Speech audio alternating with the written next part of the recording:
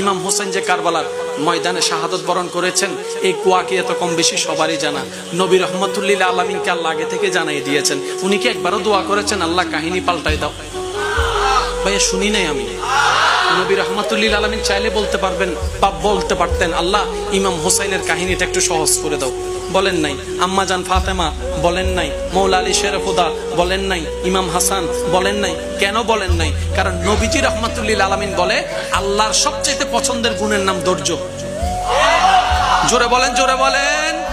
আর মনে রাখবেন একটা কথা, আল্লাহ যাদেরকে ভালোবাসে বেশি এবং যাদেরকে ভালোবাসতে চায় তাদেরকে আল্লাহ বিপদে ফেলেন, মুসিবতে ফেলেন, কষ্টে ফেলেন। পারিবারিক কষ্ট, সামাজিক কষ্ট, শারীরিক কষ্ট, স্বামীর কষ্ট, বউয়ের কষ্ট, চাচার কষ্ট, বাবার কষ্ট, অর্থনৈতিক কষ্ট, ব্যবসার কষ্ট। যখনই দেখবেন কোন ইমানদার ইমান থাকা সত্ত্বেও কষ্ট আসতে শুরু হয়েছে, তাহলে বুঝে নিবেন আল্লাহ আপনার গুনাহগুলোকে পবিত্র করতে চাচ্ছেন।